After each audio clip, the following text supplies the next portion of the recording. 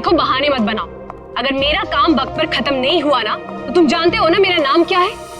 जोनिता, समझे तुम? आ गए शामत भुवन सर की। अरे जल्दी जल्दी हाथ चलाओ, जोनिता मैडम का मूड ठीक नहीं है। फोन रखो।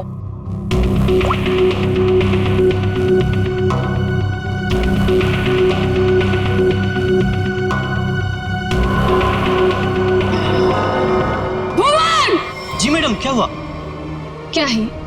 हाँ, क्या है ये? तुम्हें अच्छी तरह से पता है कि कल सवेरे एग्जीबिशन है और हमें इस फिश की डिलीवरी करनी है, तो इस फिश का काम अभी तक पूरा क्यों नहीं हुआ?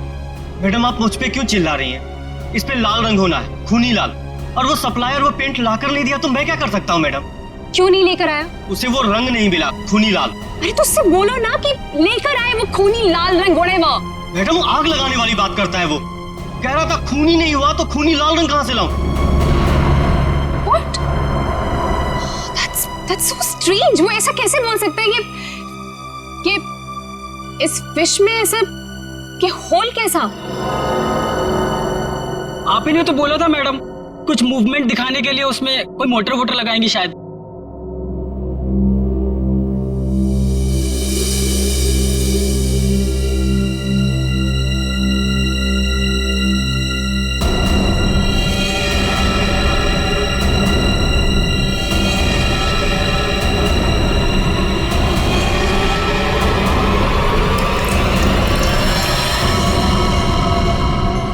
खून? जी मैडम, ये तो खून ही है।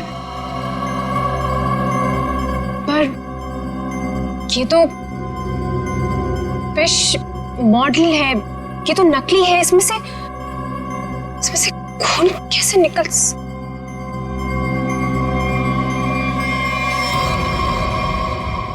किसने किया है मेरे साथ ये घटिया मजाक? हाँ, कौन है तुम में से वो जो मुझे डराना चाहता है? जोनिता, जोनिता! रोहित, रोहित क्या हुआ? तुम इतने घबराए हुए क्यों लग रहे हो? ये देखो। ये क्या है? ये देखो, अगर रिश्ता छुआ ना, हम लोग तो गए।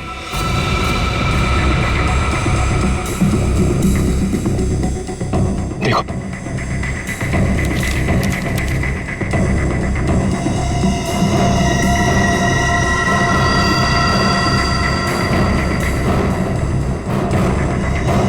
अब क्या होगा जोनिता?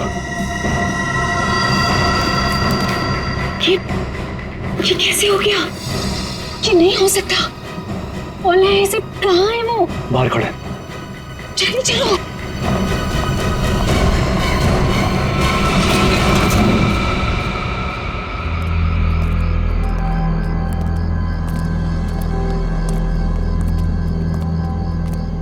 यहाँ तो कोई नहीं दिख रहा है।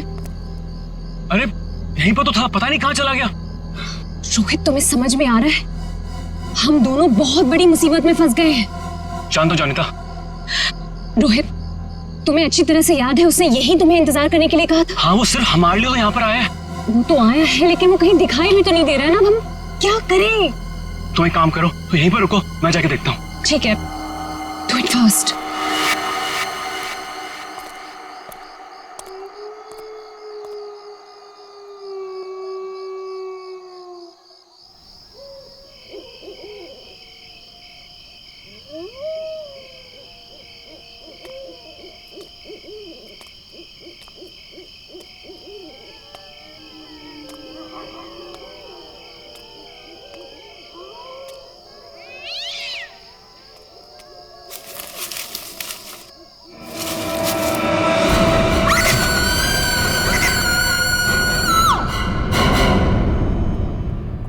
मॉडल की डिलीवरी आ गई? जी मैडम, कल रात को ही आ गई। कितने बजे? रात को 1:30 बजे। मैडम, बड़े एक्सपर्ट थे वो लोग, फटाफट आए और अंदर लगा के चले गए। हमें कुछ करने की जरूरत ही नहीं पड़ी। अच्छा, चलो देखते हैं। वैसे भी आज का एग्जीबिशन बहुत इंपॉर्टेंट है। जी।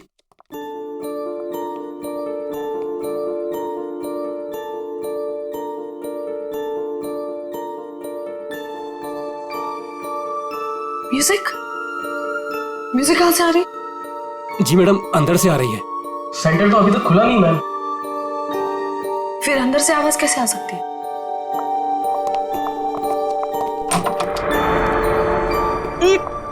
ये बदबू कैसे है? मैडम जी लग रहा है यहाँ पे कोई चूहा मर गया है।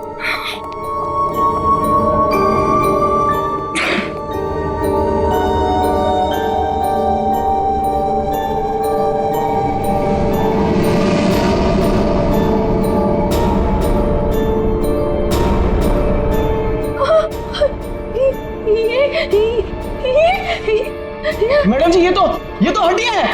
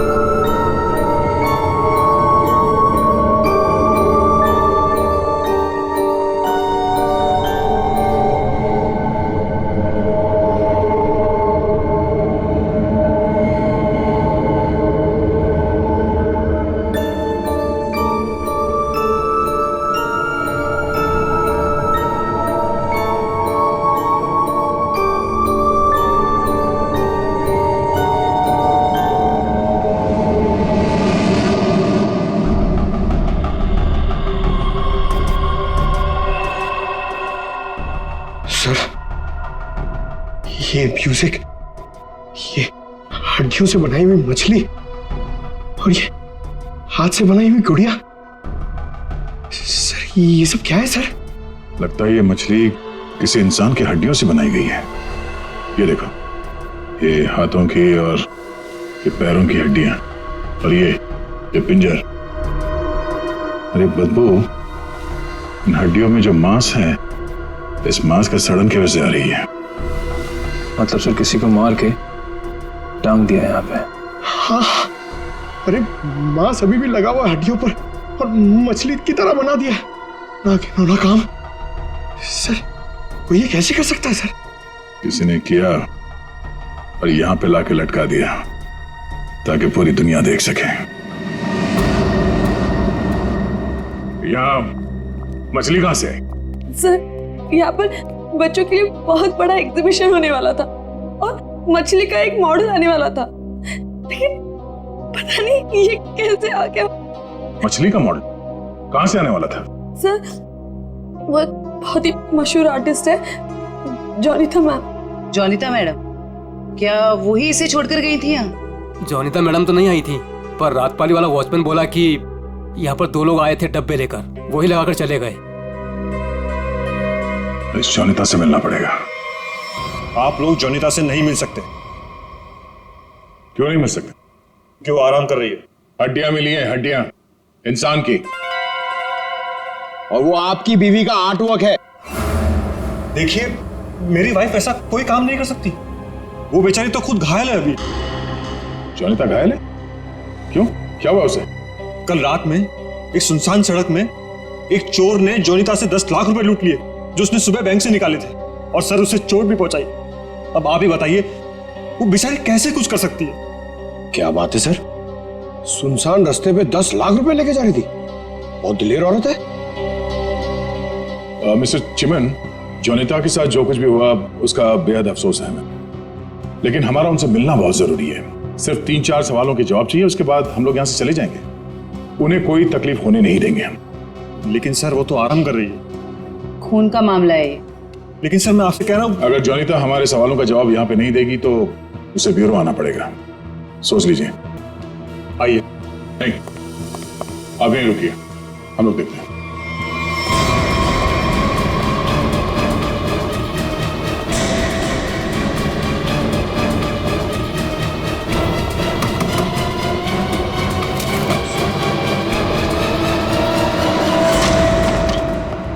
आप लोग कौन है और ऐसे कैसे अंदर? चिमन, कौन है ये लोग? सीआईडी। सीआईडी? आप लोग इतनी जल्दी? जी हाँ, पहले ये बताइए कि आपके साथ हुआ क्या था? सर, कल रात की बात है। मैं अपना काम खत्म करके वर्कशॉप से घर आ रही थी, तभी कुछ बदमाशों ने मुझे घेर लिया और मेरा ब्रीफकेस मुझसे छीन लिया। उसमें 12 लाख रुपए थे। ये जो मार्क्स आप लोग देख रहे हैं, ये सब उन लोगों की वजह से है। आप लोग इसीलिए आए हैं ना? 12 लाख की 10 लाख? अरे आइए आइए चिमन जी आइए। आपने कहा कि 10 लाख रुपए लूटे गए, अब ये कह रही हैं कि 12 लाख रुपए लूटे गए। हाँ? कमरे के बाहर से अंदर आते आते 2 लाख रुपए बढ़ गए। कमाल है। खैर ये बात छोड़िए, मुद्दे की बात पर आते हैं। ये बताइए, एग्जीबिशन में आपने इंसानों की हड्डियों से बना हुआ मछली का मॉडल क्यों भेजा था? इंसान की हड्डियों से बना हुआ मछली का मॉडल में? मैं अभी क्या बोल रहे हैं? मेरी कुछ समझ में ही नहीं आ रहा है। देखा सर, मेरी बीवी कितनी मासूम है। जोनिता, बोल दो इन्हें कि तुमने ऐसा कुछ नहीं भेजा। हाँ हाँ, बहुत मासूम है ये, लेकिन हमारे पास सबूत भी है और गवाह भी।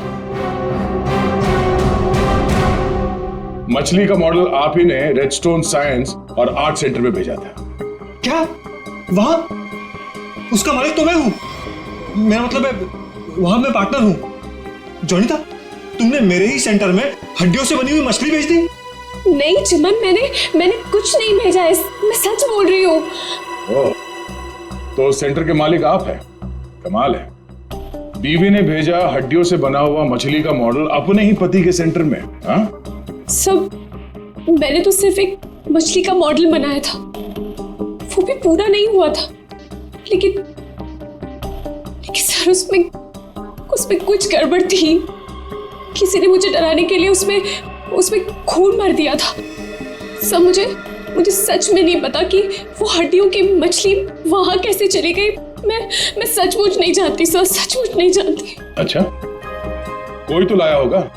कोई तो वजह होगी हड्डियों की मछली बनाने की।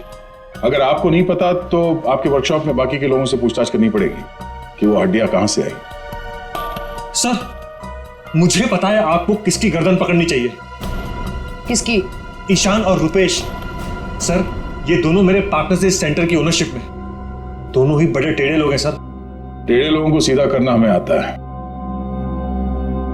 ईशान और रुपेश, गौर से देखिए, ये लटकाया आप लोगों ने बच्चों के एग्जीबिशन के लिए। हाँ? सर, ये सब चिमन और उसकी बीवी की हरकत है। रुपेश, जबान संभालो अपनी। ये सेंटर जितना तुम दोनों का है उतना मेरा भी है। क्या मैं अपने सेंटर में ऐसी घिनौनी हरकत करूंगा? चुप हो जाओ। ईशान और रुपेश, तुम दोनों यहीं रहो, बाकी सब बाहर। चलिए चलिए चलिए, चलो चलो। अरे मैंने तुमसे कहा ना, इस एग्जीबिशन की जिम्मेदारी चिमन पे मत छोड़ो। अब देखो क्या हो रहा है। वो अपनी बीवी जोनीता के पास चला गया और हम दोनों को ये सब भुगतना पड़ रहा है। इधर। हाँ, हमसे भी बात कीजिए। आप दोनों को चिमन और जोनीता पे शक क्यों है? आप नहीं जानते मियां बीवी को सर। एग्जीबिशन में आर्टिफिशियल मछली लगाने की बजाय देखिए क्या लटका दिया इन्होंने। सर, उन्होंने ये सब सिर्फ हम दोनों को फंसाने के लिए किया है। अच्छा, अगर ये सब जोनीता ने किया है तो ये हड्डियां कहां से ले आई? सर, आपने तो कहा था ये इंसान की हड्डियां हैं। उसने किसी का मर्डर किया होगा। शक्ल से लगता है कि वो कुछ भी कर सकती है। सर, आपके सेंटर से कोई गायब है? नहीं सर। तो फिर ये हड्डियां है किसकी?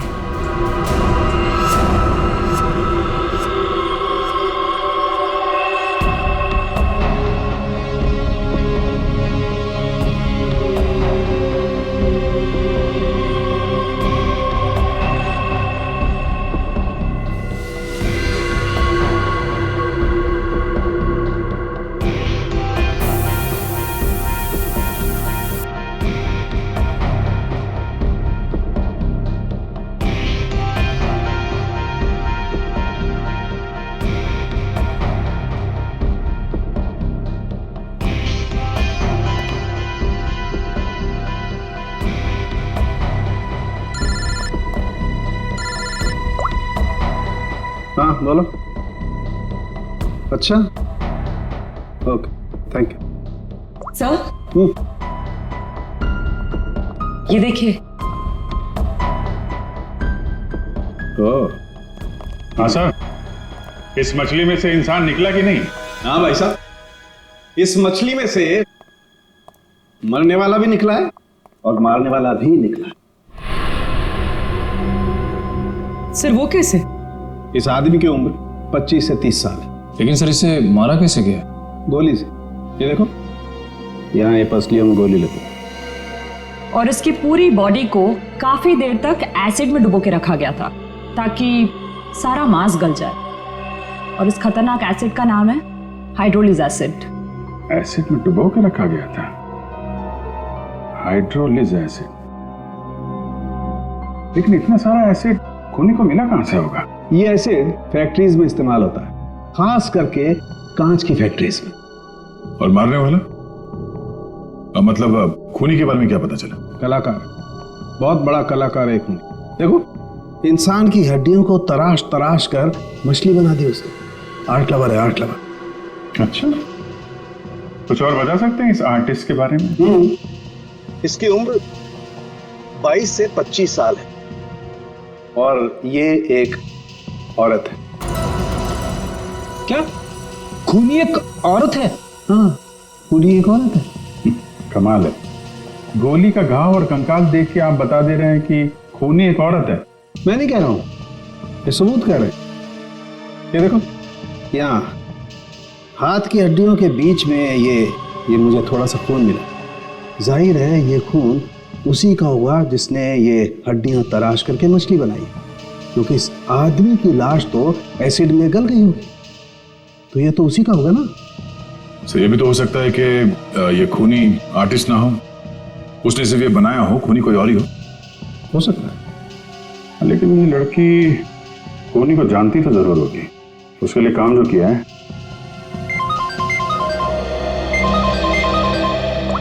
चलो, ओके ओके, ठीक है, वो साइंस सेंटर की फुटेज आ गई है, चल के देखते हैं।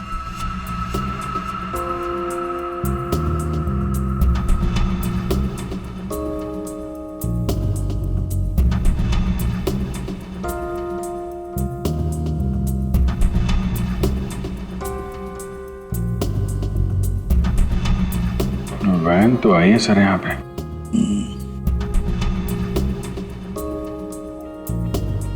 सर काफी अंधेरा है, कुछ ठीक से दिखाई नहीं दे रहा।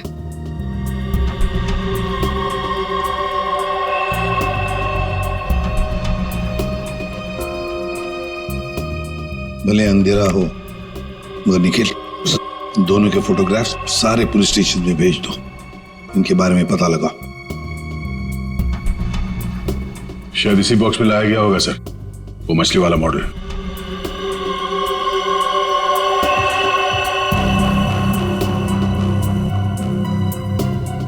ये वैन में कुछ लिखा हुआ है, तो सुन करो इसमें।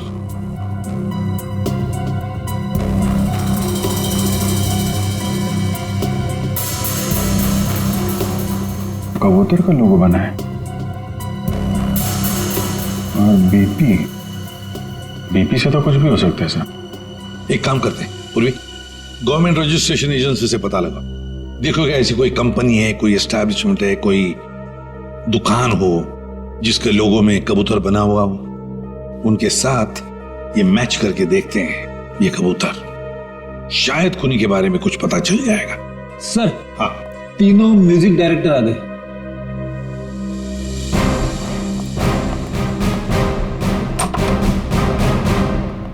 देखिए, हम आप लोगों को म्यूजिक का पीस सुनाएंगे, उसे सुनकर आपको बताना है कि आप लोग क्या जानते हैं इसके बारे में। ठीक है सर।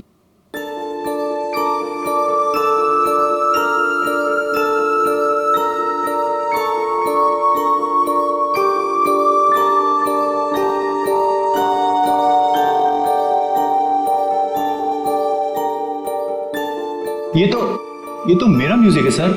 आई मीन, मैंने इसे रिकॉर्ड करवाया है। लेकिन सर, किसी को मार के उसकी हड्डियां लटका दी गई हैं। वहां बज रहा था ये म्यूजिक।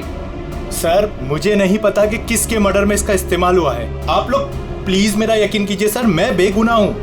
आपने ये पीस किसके लिए रिकॉर्ड किया था? म्यूजिक क्लास के लिए, AJK स्कूल।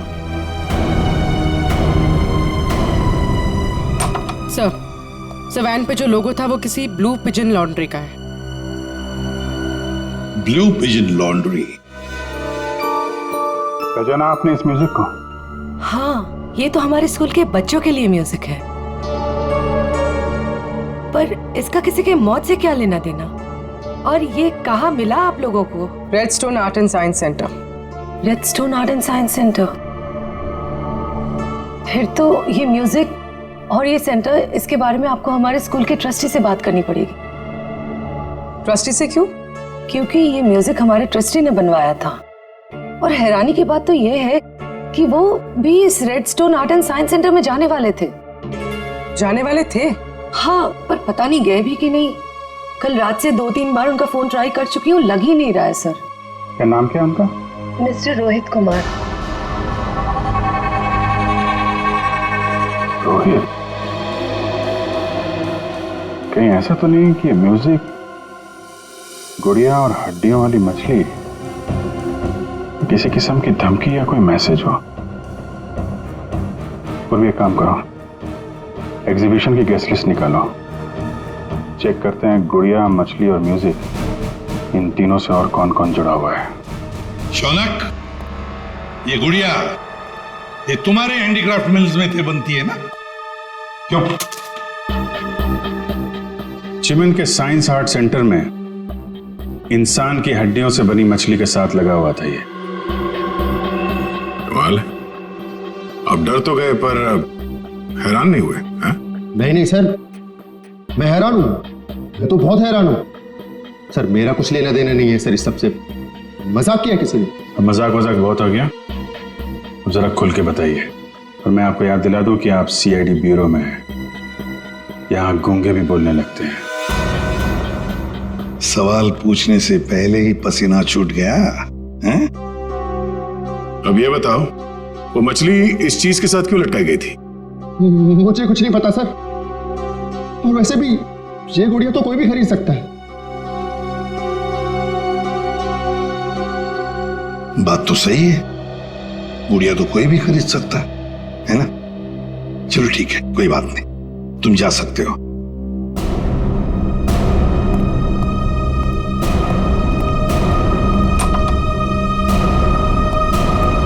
फ्रेडी, नजर रखो इस शौनक पर,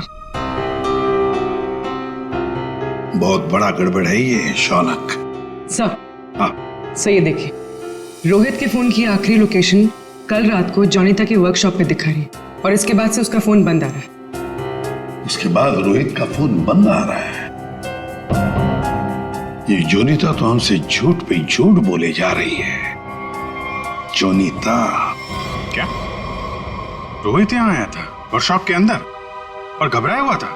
हाँ सर, रोहित जी ने जोनीता मैडम को एक चिट्ठी दिखाई, उसको पढ़ते ही जोनीता मैडम तो घबरा गई सर। ऐसा क्या था उस चिट्ठी में? पता नहीं सर, लेकिन दोनों की हालत खराब हो गई थी सर। उसके बाद वो दोनों भाग गए। उसके बाद जो हमने देखा सर, वो आप सोच भी नहीं सकते।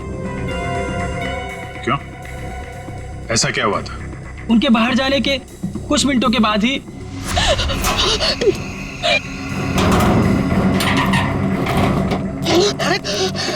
मैडम, ये क्या हुआ आपको? कुछ नहीं, चुप रहो, बिल्कुल शांत रहो। ये बात यहाँ से कहीं बाहर नहीं जानी चाहिए। खोलो दरवाजा, खोलो जॉनिता, दरवाजा खोलो जॉनिता, दरवाजा खोलो। मैं मरना नहीं चाहता, वो मुझे मार देगा। तुम ऐसा नहीं कर सकती जॉनिता। अरे ये तो रोहित साहब की आवाज है। मैडम दरवाजा तो खोलिए आप। नहीं, कोई दरवाजा नहीं खुलेगा, कोई दरवाजा नहीं खुलेगा। जॉनिता दरवाजा खोलो। दरवाजा नहीं खुलेगा। वो मछली, उसे चला दो, और मैं यहाँ से मत चला दो उसे।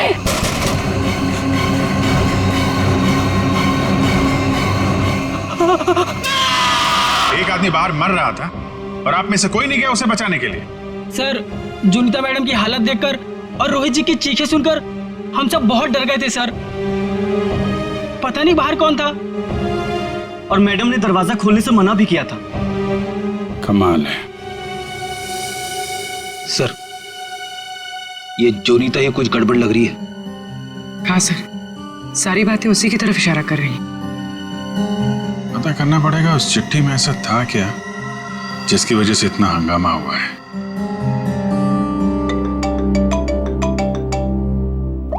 हेलो, हाँ हाँ, ओके ओके ओके ओके, ठीक है ठीक है, थैंक यू वेरी मच। जिस वैन से वो हड्डियां सेंटर पहुंची थी ना, वो लॉन्ड्री वैन का ड्राइवर काम पे वापस आ गया है।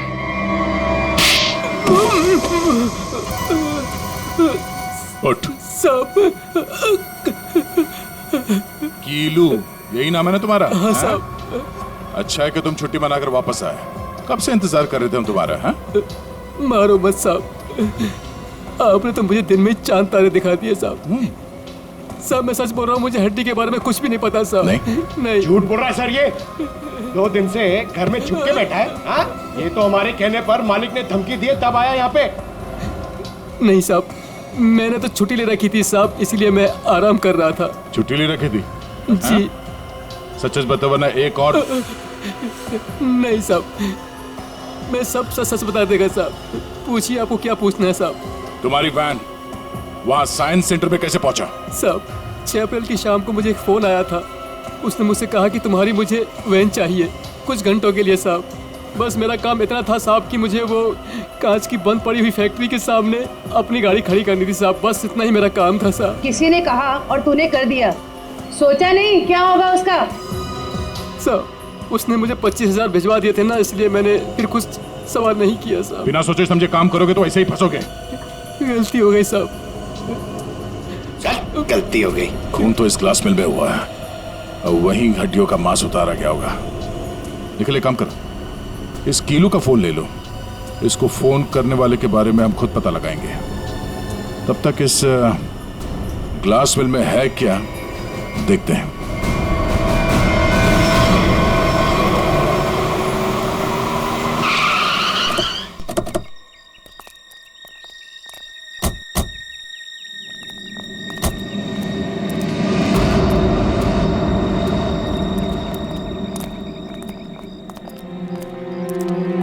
क्या उजाड़ जगह है सर ये?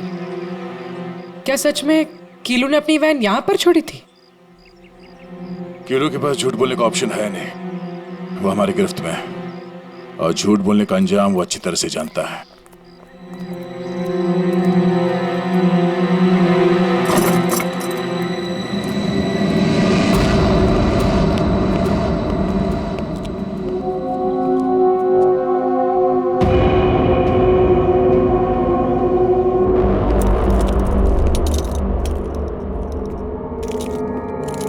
इस मिल में कांच तराशने का काम होता था और इसकी पूरी बॉडी को काफी देर तक एसिड में डुबो के रखा गया था ताकि सारा मांस गल जाए। और इस खतरनाक एसिड का नाम है हाइड्रोलिक एसिड। गुनाह करने के लिए इससे अच्छी जगह हो ही नहीं सकती। किसी का खून करके उसकी हड्डियों को एसिड में गलाया गया है और ऐसा काम यहां हो सकता है। ठीक है, चेक कर लेते हैं कुछ मिलता है क्या।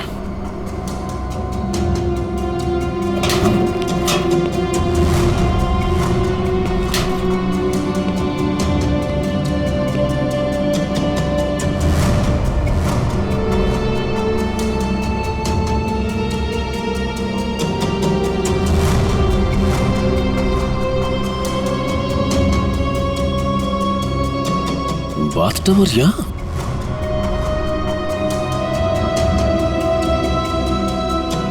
साहब,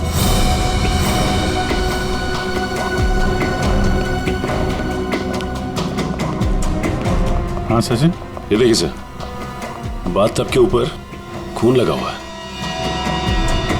फैक्ट्री के अंदर बाथटब और बाथटब में खून। लगता है बॉडी पे एसिड डाल के इसी में गलाया गया है। मांस अलग, हड्डियां अलग। ये देखो, जले हुए मांस का अंश लगता है। सर, यहाँ पर कुछ है। पूर्वी नहीं, हाथ मत लगा, एसिड होगा, उंगलियां जल जाएंगी। किसी और चीज से निकालना पड़ेगा। एक मिनट सर, ये कुछ है, इससे निकलेगा।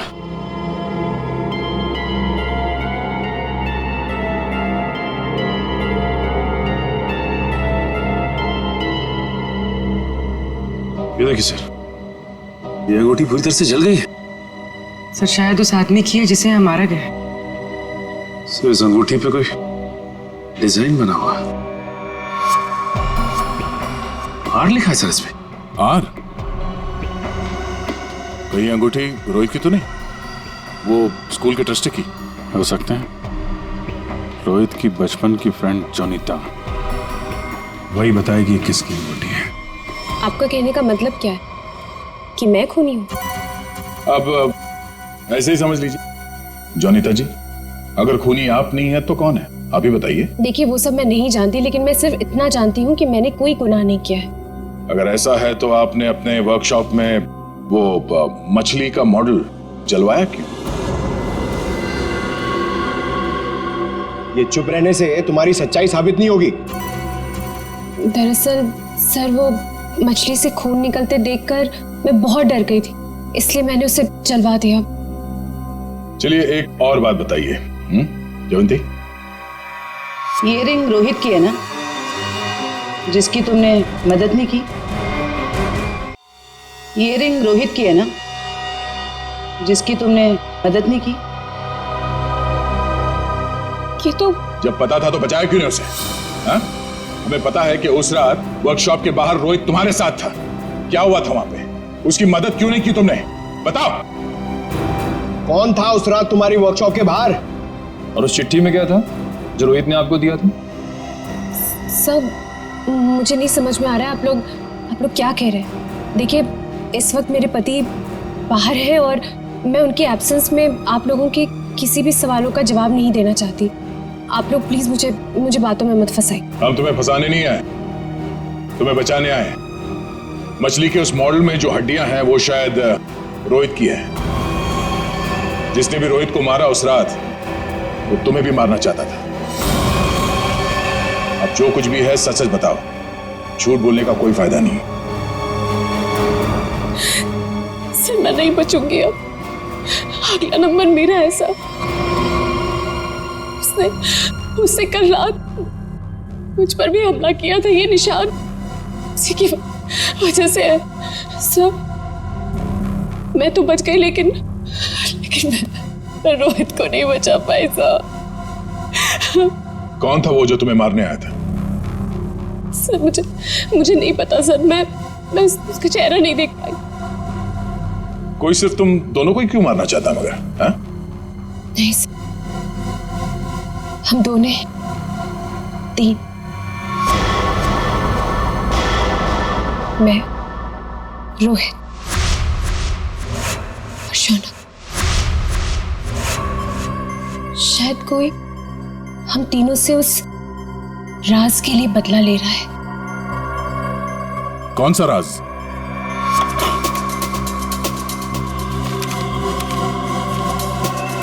ये मछली तुझे बचा नहीं पाई।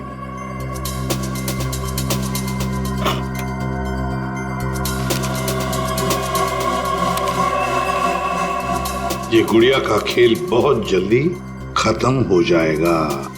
सर ऐसा ही लेटर रोहित के पास भी था सर। कोई हम तीनों को डरा धमकाकर हमसे पैसे ऐंठ रहा है।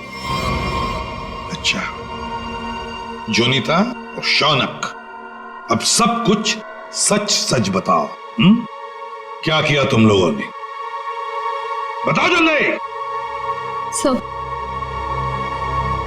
सब 2006 में मैंने, शौनक ने और रोहित ने मिलकर एक छोटी सी कंपनी बनाई जिसमें हम बिजनेस पार्टनर्स थे। हमें उस कंपनी के लिए पैसों की जरूरत थी और हमें इन्वेस्टर मिल भी गई, समारा। उसने हमारी कंपनी में 1 करोड़ रुपए की इन्वेस्टमेंट की। कंपनी का प्रॉफिट देख के हम लालच में आ गए और सारा पैसा हम तीनों ने आपस में बांट लिया। फिर एक दिन हम कैसे करेंगे उसके पैसे वापस? रिलैक्स गाइस, हम लोग कंपनी को घाटे में शो कर देंगे। पेपर से मैं दिखा दूंगा कि घाटा हो गया। प्रॉब्लम क्या?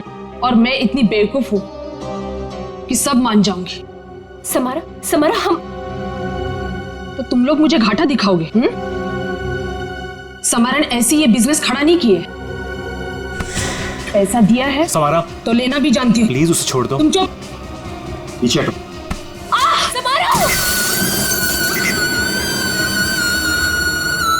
सब हमने पैसों की हेराफेरी जरूर की है, पर हमने किसी को मारा नहीं है।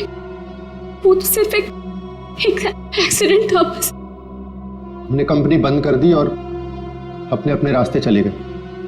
और अब 10 साल के बाद हमारा पीछा करते हुए कोई यहां तक आ जाएगा, हमें नहीं पता था सर।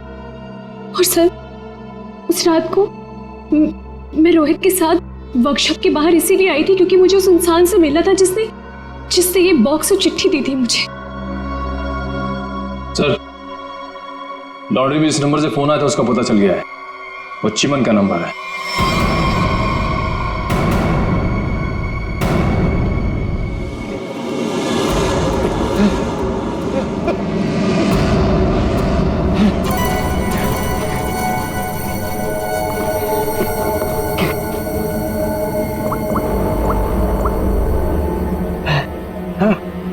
अरे कहाँ हो तुम?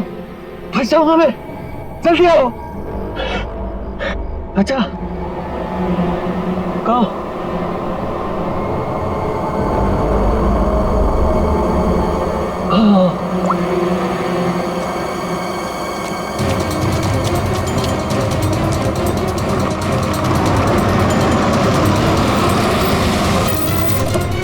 कहाँ रह गई थी तुम? मेरी गर्दन तो बस गई थी समझो। पहले ये बताओ कि तुम सीआईडी से बच के निकले कैसे? तुमसे किसने कहा कि मैं सीआईडी से बच के निकला? मतलब? सामने देखो।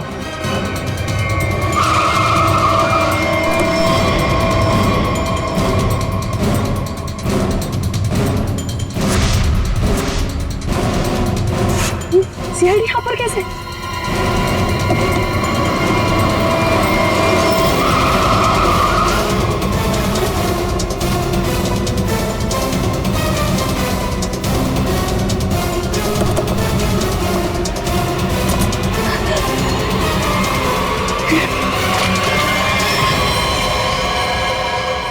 मुझे धोखा दिया? हाँ? मैं अकेला क्यों डूबूं? तुम्हें साथ लेकर डूबूंगा। डूबेगा नहीं तू, मरेगा। ए, गोली मत चलाना। पास मत आना, पास मत आना, मार दूंगी मैं इसे। नहीं, गोली मत चला।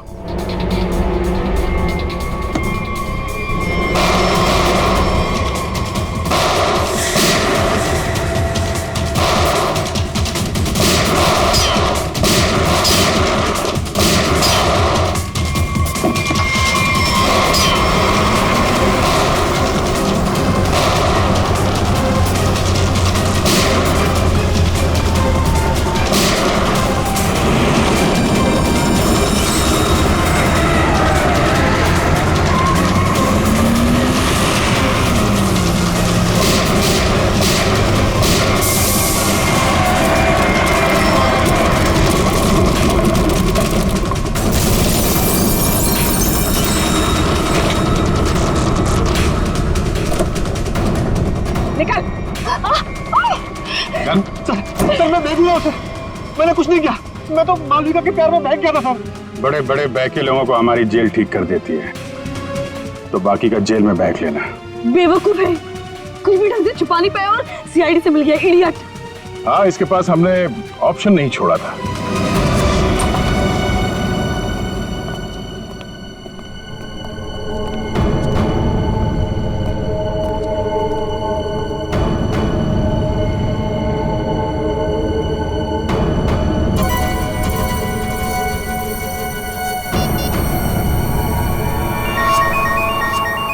यही जगह है, यही छुप के बैठा वो।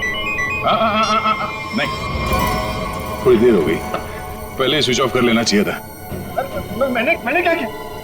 देखिए, आप मेरी बात सुनिए। तब से तुम्हारी सुन रहे, आप गलत आदमी को पकड़ रहे हो। फिर तुम ही बता दो किसको पकड़े? वही जो असली मुजरिम है। तो तुम रोको उसे। तुम तो समारा से रिलेटेड हो ना, जिसे जोनिता और उसके दोस्तों ने धोखा दिया था। हाँ, लेकिन मैंने ये सब समारा के लिए नहीं किया। वो तो कई साल पहले ही मर चुकी थी और मुझे उसकी कोई पड़ी भी नहीं थी। आप लोगों को लगता होगा कि ये सब बदला है, लेकिन ये सब बदला नहीं है। फिर तुमने ऐसा घिनौना जुर्म किया क्यों? मैं समारा की नौकर की बेटी, उन्होंने मुझे अपनी बच्ची की तरह पाला था।